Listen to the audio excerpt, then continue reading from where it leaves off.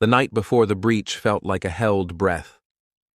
Fires in Jerusalem burned low because there was little left to cook, and the wind carried the hollow sound of empty grain jars.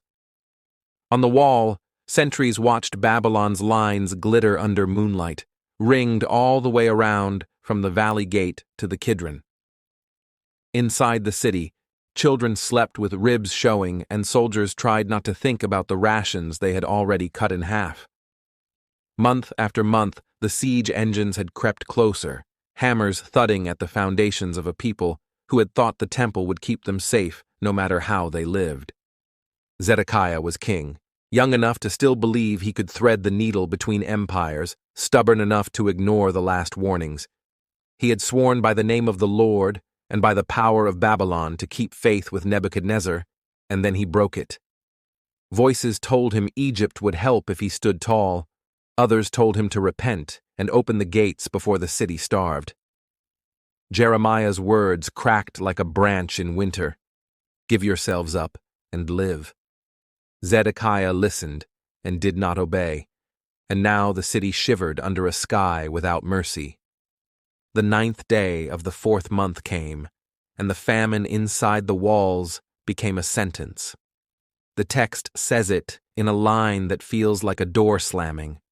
There was no food for the people of the land. The gate between the two walls by the king's garden stood close to the Gihon water, and the dark trees hid it from the plain. Somewhere out there, ringed fires hissed on damp wood, and Babylonian guards traded watches. On that night, the battering ram found purchase, and the wall gave way. The men of war ran for the gate at the garden, slipping out by night, the king among them, hoping to cut southeast and vanish into the Jordan wilderness where a rider could drown in heat and distance. They did not make it. Chaldean horsemen saw the dust and the shape of flight and followed the line down off the hills. They overtook Zedekiah on the plains of Jericho, where battles have a way of finding kings. He was taken north to Riblah to face the one he had defied. Nebuchadnezzar's judgment fell with a cruelty designed to be remembered.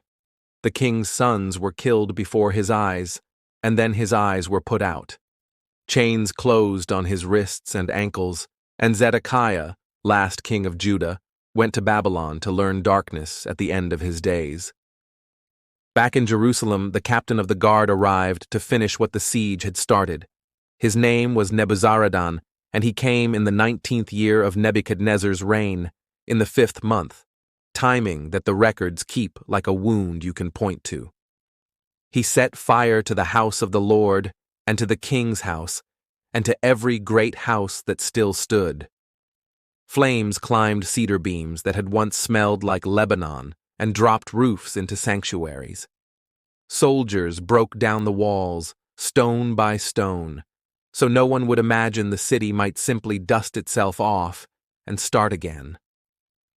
The poor of the land, the ones who had nothing to carry away, were left behind to keep vines and fields. The rest were bound for the road east. The pillaging was methodical. Bronze that had been art and symbol became weight to be counted. The great sea, cast in one piece and resting on 12 oxen, was broken apart. The stands and basins went the same way. The pillars at the temple porch, Jachin and Boaz, were dropped and measured, their pomegranates and chainwork irrelevant to men who valued metal by the cubit. Gold and silver from the treasuries went into bags with seals. The city gave up what it could not protect. Then came the roundups that always follow a fallen capital. Nebuzaradan seized the officers who had survived the flight, the chief priest Sariah, the second priest Zephaniah, 3 keepers of the threshold, the officer over the men of war, the scribe who enrolled the people for battle, and 60 citizens taken in the city. He marched them north to Riblah, to the same ground where the king had been judged, and there they were executed. Authority died in a single afternoon so that no one would be tempted to rebuild it next week. Over the ashes, Babylon installed a caretaker. Gedaliah son of Ahikam took charge at Mizpah, a governor for the remnant. told to keep the vineyards and harvest the fields and swear peace to the empire that now owned their days. He spoke gently to the captains still hiding in the countryside. "Come in, live in the land, serve the king of Babylon, and it will go well with you." For a moment it sounded like relief. But the fear and the factions had not burned out with the city. Ishmael, son of Nethaniah, with 10 men, came to the governor's table and killed him. The remnant panicked, knowing what reprisals look like. They gathered children and elders and headed south toward Egypt, turning their backs on the country they could not protect or trust. The story could have ended there, with a burned temple and a murdered governor and a road into exile. But the scroll adds a footnote of mercy that reads like a candle suddenly lit.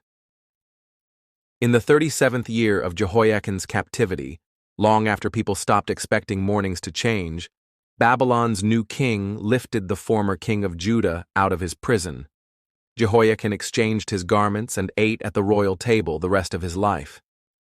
He even received a daily allowance, the smallest sentence, but proof that a name can be remembered in more than one way.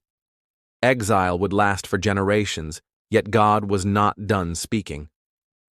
If you listen closely through the smoke and the orders and the clatter of bronze, you can hear the charge sheet beneath the ruin.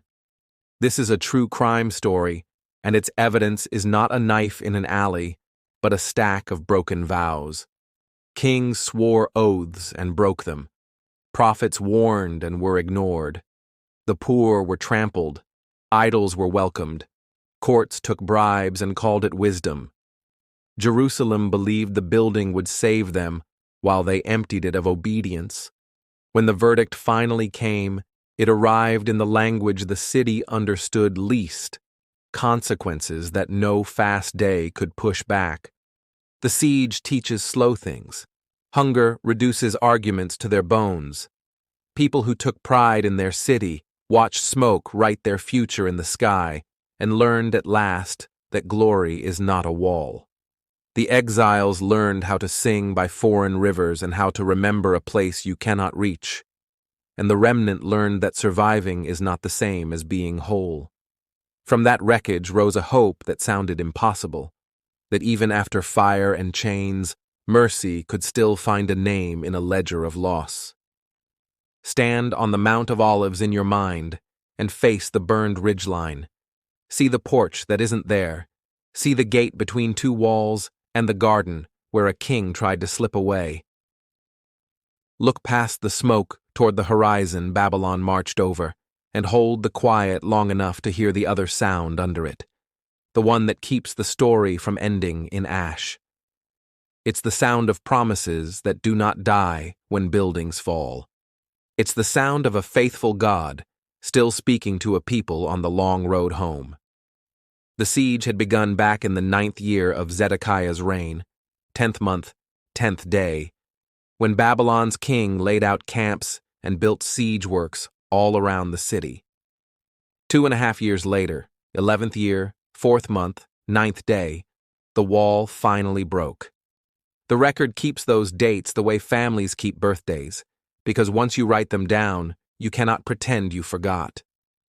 Streets that had held festivals now held silent lines for a crust of bread. Even the priests, who had blessed pilgrim crowds with lifted hands, stood on the stones and had nothing left to lift. Thank you for listening to Divine Crime. Subscribe for more true stories from the most dangerous book ever written.